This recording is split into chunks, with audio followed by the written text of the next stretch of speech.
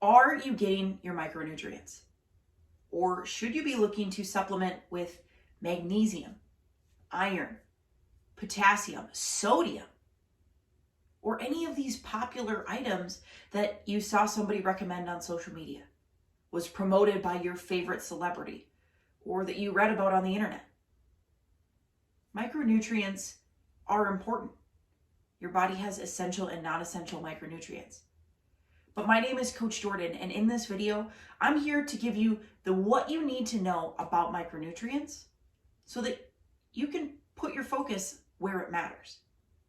Now, micronutrients do matter. As I said, there are essential and non-essential micronutrients. But also, it's not where you should put your entire focus. According to the fat loss hierarchy, we have a level of systems to take care of before we get to micronutrients. At the bottom, we have food quality, where we're making sure that we get minimally processed, high-quality, nutrient-dense foods. That takes care of a lot of your micronutrients. The next level up is calories, ensuring that you get enough to support your body for whatever it needs. The next level beyond that is macronutrients, your proteins, carbs, and fats. Those are the items that we need in the largest quantities, and they're what make up the calories that we take in. Then we get to micronutrients, the items you need in lesser quantities and are found within the macronutrients that we take in. At the top of that pyramid rounds out with nutrient timing and supplement intake. This video was put together to help you better understand micronutrients, break them down into their two categories, and talk to you about some of the most popular micronutrients that you're going to hear about in your life. First, let's cover what a micronutrient is. A micronutrient is a major nutrient that you need in small quantities. These nutrients help in health development, overall well-being, and disease prevention. The popularity of micronutrients really grew during the pandemic. These were the things that researchers, doctors, professionals suggested could help reduce your risk or reduce your symptoms of developing COVID-19. Micronutrients have also been very popularized due to their anti-aging or supporting in your healthy development as you progress. Now, there are two categories of micronutrients. Number one, vitamins. Number two, minerals. Let's talk vitamins first. Vitamins are necessary organic compounds needed by the body for healthy cell function, development, and growth. Vitamins cannot be synthesized by the body, therefore we have to take them in through our diet. They're broken down into two categories, fat-soluble and water-soluble vitamins. A mineral is a naturally occurring inorganic compound. It is a solid with a definite chemical composition. So there are two clear differences in vitamins and minerals. Number one being that vitamins are an organic compound. Minerals are an inorganic compound. Vitamins are necessary to be taken in because they can't be synthesized by the body. Minerals. So there's one key way to differentiate between vitamins and minerals. Vitamins are an organic compound. Minerals are an inorganic compound. But both are necessary for your everyday growth, functioning, and development. There are a lot of micronutrients considered valuable to the human body. But according to the Center for Disease Control, or CDC, it recognizes 6 micronutrients as essential or points of focus for the average American adult. Number 1 on the list is iron. Iron grew in popularity specifically in the female population. It's a micronutrient that many females are deficient in and struggle to maintain levels without supplementation. Iron is critical for cognitive and motor development. It assists in oxygen transportation and it prevents anemia.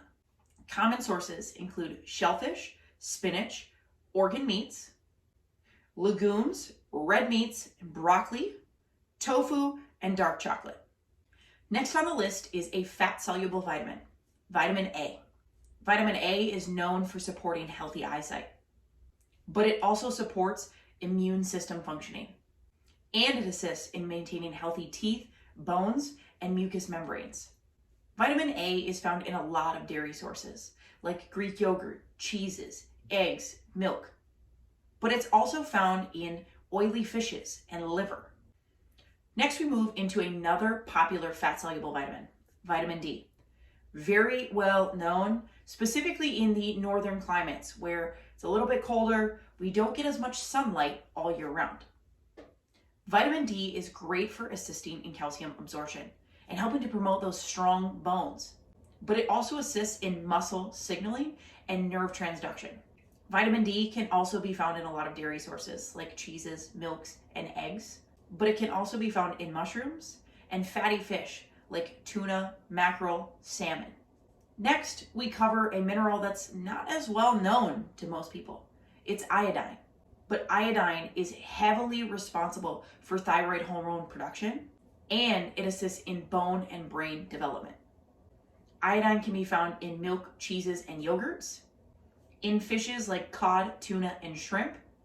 Last but not least, iodized salt. Next, we move into folate. Folate is known for assisting in red blood cell production. It does also assist in the production of DNA, and it controls tissue growth and cell function. Folate can be found in your leafy green vegetables, broccoli, or Brussels sprouts, but it's also found in chickpeas and kidney beans. Last, we move into zinc, which really grew in popularity during the pandemic. That's largely because of its support to immune system functioning. It also assists in wound repair and recovery. It influences cell division and growth and helps with the breakdown of carbohydrates. Zinc is found in red meats, shellfish, legumes, cheeses and eggs, milk, nuts and seeds, whole grains, and dark chocolate. So now we know more about the most popular recommended micronutrients. Let's dive into some of the reasons these medical professionals, these social media influencers, these people that we really adhere to their advice and respect what they have to say you should be taking these vitamins and minerals. Number one reason, it relates to energy levels. When you feel energized, you are felt to have the stamina, the vitality to take on any physical or mental challenge in your day. When you're not feeling energized, you're fatigued. And fatigue plays a huge role in fat loss. When we're feeling fatigued and sluggish and exhausted, we are less likely to get up and move our bodies when we're supposed to. We might snooze that alarm clock and miss our morning workout. We might stay seated in our chair at work a little bit more than normal. We might just skip out on the family walk at the end of the day. But more importantly, that fatigue weighs in when it comes to our food decision making.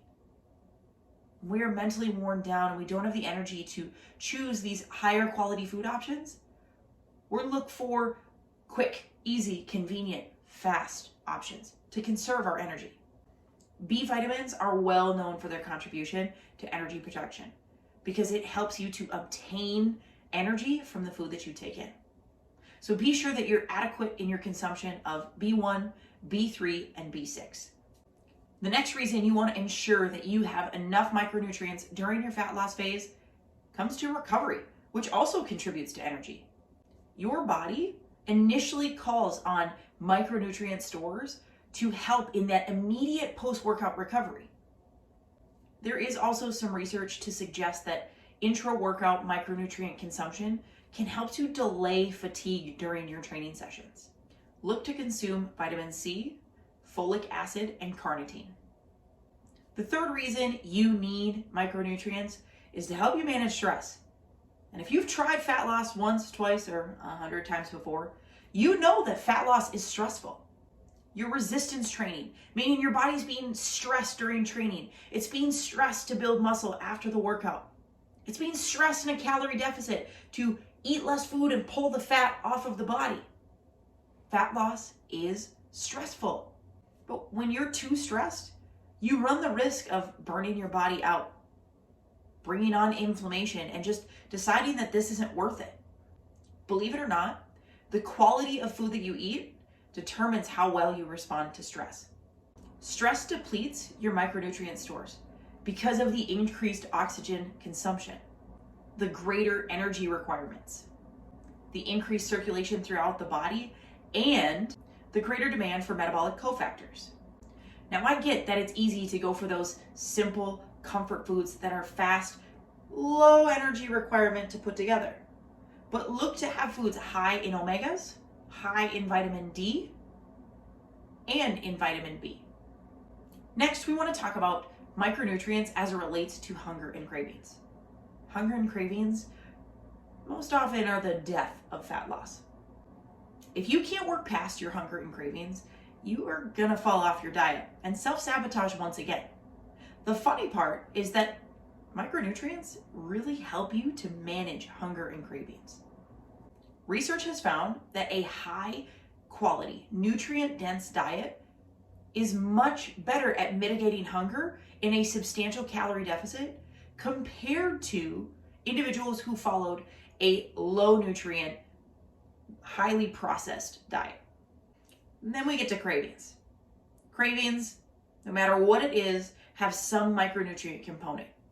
If you want to know what is causing your chocolate cravings, your sweet cravings, your greasy food, salty food cravings, click the link below, grab a copy of the Cravings cheat sheet, which tells you what you're craving, why you're craving it, and how to fix that craving before you totally blow your diet. You do not want to miss your copy of the Cravings cheat sheet. The next reason for consuming your micronutrients plays into inflammation, because nobody likes when they're feeling bloated around the midsection, around their hands, around their feet. Worse, in your face where everyone can see it. Micronutrients are great at mitigating inflammation. To spare you the science of what actually happens when you consume micronutrients and how they bind to your free radicals and help you get rid of the inflammation, I'm just going to tell you that if your micronutrients are full, inflammation is significantly lowered. My 2 recommendations to keep that inflammation low: get your fruits and veggies in, drink lots of water.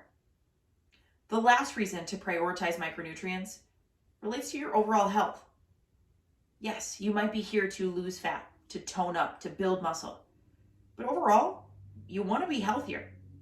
Micronutrients play a huge factor in overall health, both in your life today and in your life in the future. Inadequate micronutrient consumption can lead to osteoporosis, poor digestion, autoimmune diseases, poor mood and depression, and cardiovascular disease. If you realized in this video that your micronutrient consumption can use some work, but so can your diet overall, click the link below for a copy of the Fat Loss Hierarchy so that you and I can work together to find out where we can spread that base, make it a really strong foundation so that you don't just get your micronutrients in, but you have that healthy life that you've wanted to live for so long.